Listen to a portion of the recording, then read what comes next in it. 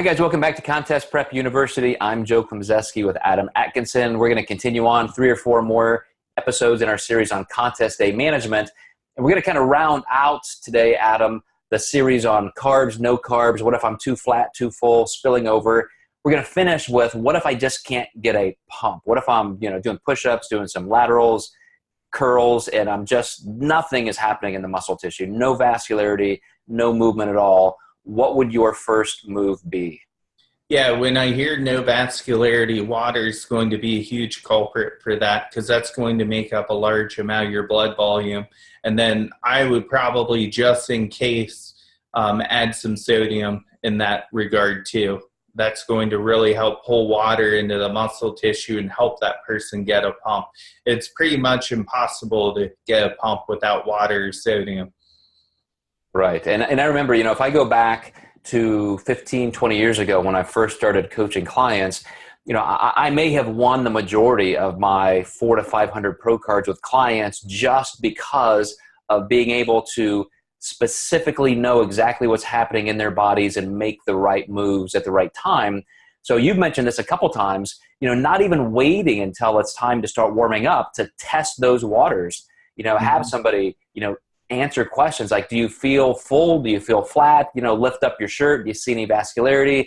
What's the skin like on your forearms? Do you feel really tight, or is it soft and squishy? Because you can get some early symptoms of dehydration and start to rectify that even before that time. But I agree. If somebody's backstage and nothing is going on, I'm going to initially assume water. But I also, again, need to look at that context. When was their last meal? Is there a chance they could respond to just a little bit extra carbohydrate in the form of sugar? We've talked about a couple times even using alcohol, which I know is one of those weird myth type things, like that's going to magically give you a great pump up. But if you've got a pretty empty stomach and you're getting enough water, sometimes that alcohol, because it's a great sugar, is helpful. So I've seen people do some wine or some shots back there.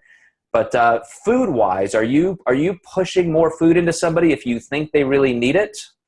I usually won't, and here's why. If it's that scenario, you can have the GI tract just so full of food that the water is being used more for digestion than it is actually getting into the muscle tissue. And that's obviously a really big problem because it's just hard to get that water past that point. So I might even be more careful on food and just be more aggressive with water, making sure that it's passing through and getting to the muscle tissue versus being bound up for digestion instead. I'm very, very glad you answered that way because you're exactly right. You've probably got an entire bolus of food still in your stomach from your previous actual meal.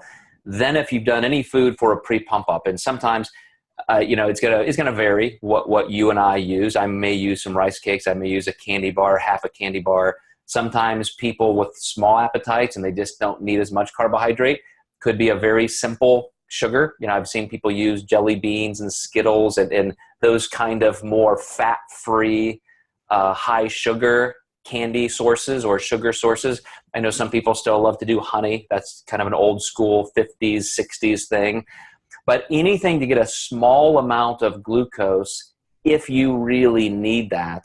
Otherwise, I agree with you, Adam, that it's primarily going to be water and sodium at that point, and sometimes to be very aggressive. But what about pumping up too much or too hard? Maybe it's hot and they're sweating. Are you monitoring for those factors?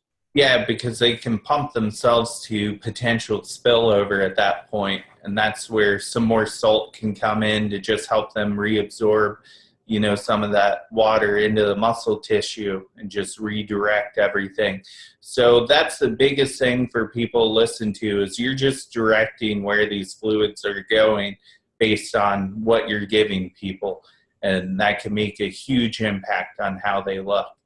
And exactly, great point about you can pump yourself right away from being pumped up, meaning you're using so much glycogen. If you're frantically trying to feel some fullness, if you're making the mistake of just working harder, doing more sets, you're likely going to contribute to the opposite, where now you're wasting any amount of glycogen you still had in the muscle tissue. So I always say, and I know we covered this in a previous episode, just slow down. The job is to get warmed up. The job is to start getting fluid into the muscle tissue, because you're going to be on stage pumping and posing that way. So, all right, guys, thank you for watching, listening. This one, we're going to turn a little bit in this series towards some very nuanced topics on what you might deal with on contest day that you need a quick fix for. So stay tuned.